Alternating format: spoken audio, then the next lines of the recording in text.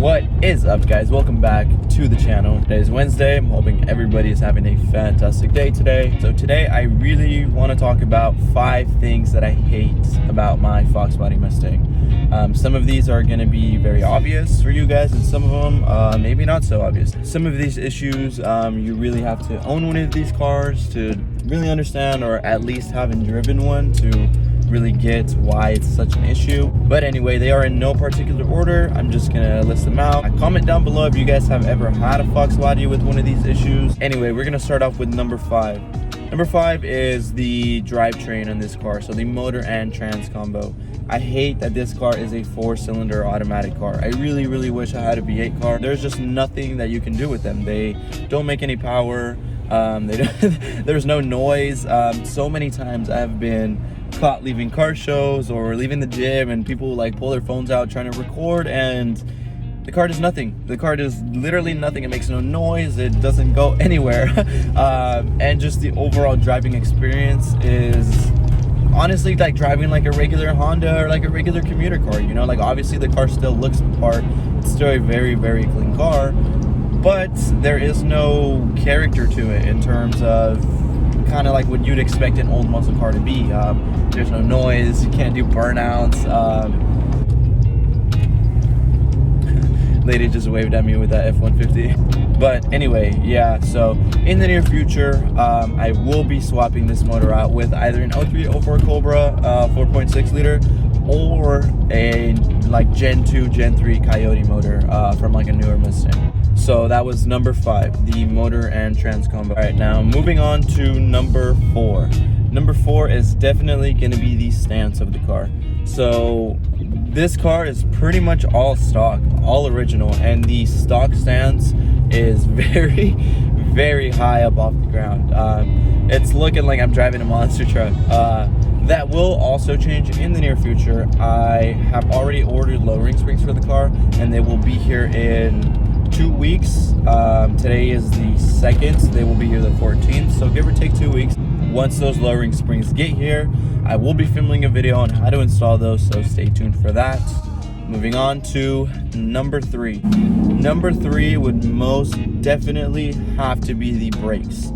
If you've ever driven a foxbody Mustang, whether it be a V8 or 4-cylinder car, the brakes on these cars suck. These cars cannot stop to save their lives. They do have drum brakes in the back and disc brakes in the front. However, the disc brakes are really small. I believe it's like a 10 or 11 inch rotor. Correct me if I'm wrong, but it's a really small rotor and caliper setup. Most definitely not enough to stop the car at speed, so that will definitely need to be upgraded soon. You can take the brakes off of anything up until 2004, so that whether it be SN95 cars, new edge cars, you can take the brakes and the spindles and literally just bolt them onto your stock foxbody stuff. All right, getting into number 2. Number 2 would definitely have to be the chassis. Honestly, it is a fantastic car to work with, very lightweight, but these chassis are known for being very weak. It's obviously not an issue right now because I do have a 4-cylinder car, but once you start throwing power at these cars, these chassis are known to bend. Now there are a lot of solutions for that. You have Maximum Motorsports. They make a fantastic product. It's a frame connector, so it goes from end to end of the car and you weld it in place. They help stiffen up the car. Same thing, there are front crossmember and rear subframe braces that you can buy. It is a monoframe design, meaning that the body and the monocoque of the car is the frame. There is no like secondary frame that you can unbolt and pull out from under it. So as far as like getting a complete aftermarket frame, that is not a possibility. But like I said, it doesn't really start to become an issue until you are throwing big amounts of power at this car. Now, last but not least, number 1.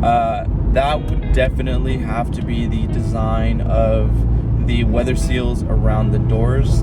This car, it hasn't been an issue because this is such a low mileage car and all the weather seals are in fantastic shape, along with the quarter windows. So the coupe quarter windows the rubber around them are known for being very bad, and since that rubber is attached to the window, you can't just buy that weather seal. You have to buy the entire window, and that window is give or take, I think like $900 a piece, if I'm not mistaken. Maybe there's some aftermarket company now that makes them for cheaper, but I know that that's a big issue with the coupe cars.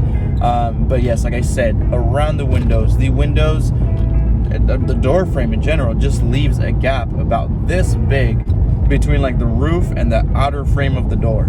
So water always gets inside of there. In my black car, that was a huge issue. Even after putting new weather seals, water would still get inside. I don't know why they didn't tighten that gap up, but if you have a fox body, you know that these things, they leak water like crazy, and they'll mess up your seats, they'll mess up your interior, your carpet.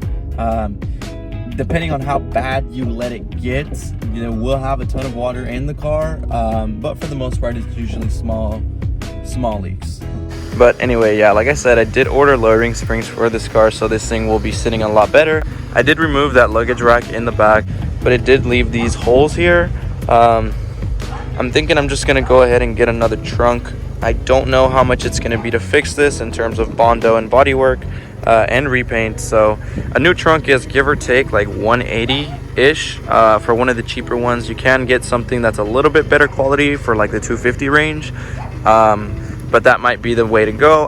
Like I said, I'm not sure how much they'll charge me to patch these holes up since they have became dense. So I'm assuming you gotta hammer this in or cut it out and put a new piece or whatever. But anyway, that is actually going to be the end for today's video. Thank you guys so much for watching. If you are brand new to the channel, don't forget to subscribe and hit those post notifications. I upload videos just like this one each and every Wednesday, so if you don't want to miss those, hit that. Also, if you guys haven't already, please smash that like button, as that would help the channel a lot, help push the channel and the videos out to a lot more people. But yeah, that is actually the end of today's video. I'm just gonna wipe the car down, give it a little waterless wash, because there is a car show later today. So I will catch you guys in the next one. Peace out.